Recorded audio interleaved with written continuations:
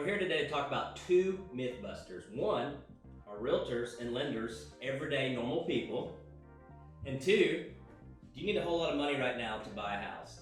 Hey, I'm John Wesley Brooks with Coldwell Banker of the Valley. I'm Wiley Bailey. I'm a licensed mortgage broker with the Redmond Lending Group. We're licensed in Alabama, Georgia, Tennessee, Florida, and North Carolina. You definitely want to stay to the end and hear all we have to say. So, number one, MythBuster. Are realtors and lenders everyday people? Well, I'm here to prove it. Yes, we're on the phone all the time. We're busy. We're working weekends, holidays, so you may not see us running around town, doing fun stuff sometimes. The way I'm going to prove it is, I have a wiener dog.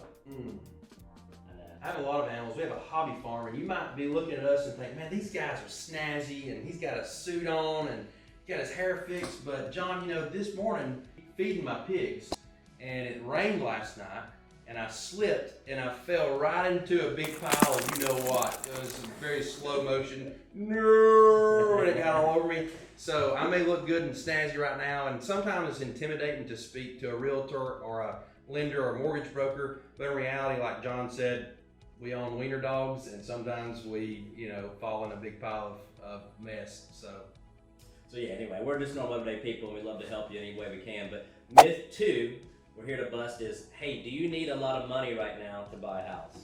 That's a common misconception. A lot of people think, I was speaking to a gentleman last week who said, I'm certain you have to have at least 20% down to buy a house. And there's a lot of people who believe that, but in reality, there's three main loan options I want to talk about that have either zero down payment or a very low down payment. So the first is VA. So if you're a qualified veteran and you have a VA benefit, you actually qualify for a $0 down loan, the VA loan. Now, most people know about that loan, but what some veterans I speak with, they get a little confused because they think, I've already bought a house with my VA loan, right? So that means I can't buy another house with my VA loan. That's simply not true. If you sell your house and that loan is paid off, then that full benefit is restored back to you. And actually, you can have two VA loans out at the same time. So the second loan that requires very little down payment to no down payment is a USDA loan. Now, the United States Department of Agriculture, they have loans for rural areas. And every state has lots of counties in that state that qualify for a USDA loan.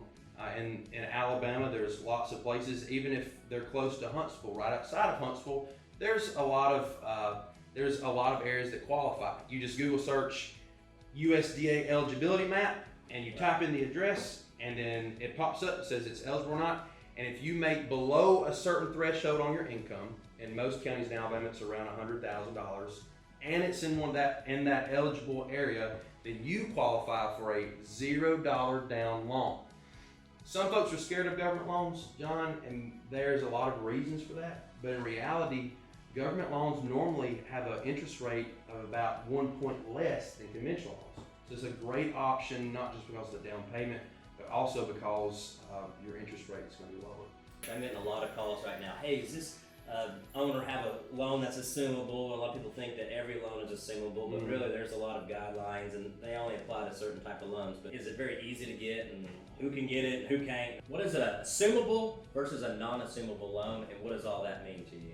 For sure. So 2 years ago, the interest rates were around 2%, right? Yeah. Compared to today, when the interest rates are hovering between 6 and 7%, a lot of folks think, hey, I would love to be able to just assume that loan, right? And that sounds great, but the problem is the only person who has or entity that has the power to make a loan assumable is the original lender. So if you are going to sell a property, or you want somebody to take it over that maybe is your friend or family, if that original lender does not make their loans assumable, then you can't do it. So that's an unfortunate thing. There's lots of tricks, but I would suggest this. If you are in that situation and you think, man, I would love for someone to be able to take on this loan and have a low interest rate, simply call the original lender that did your loan and ask them what their guidelines on whether the loan is assumable or not. Yeah, and really, unfortunately, it's kind of rare that actually happens. Call your loan officer locally and just try to get educated on the current market, where that is as far as interest rates, what your payments should be. I think that's probably a great piece of advice as well. Mm-hmm. So I'm a mortgage broker, and I have wholesale agreements with 9 different lenders, and none of those lenders make their loans assumable. Just to show how rare that is, it's very rare for a lender or a bank to make their loans assumable. Yeah, and I've only seen in my 20 years of real estate, really VA loans being assumable, and most of the time you have to be a veteran, and you have to have a veteran has to have the loan, and a veteran has to assume it. So you have to have two veterans, and so again, it becomes a little bit more complicated. It's not impossible. That's why you have good loan officers and good real estate agents to help you overcome the challenges, get creative, and look forward to helping you every step of the way.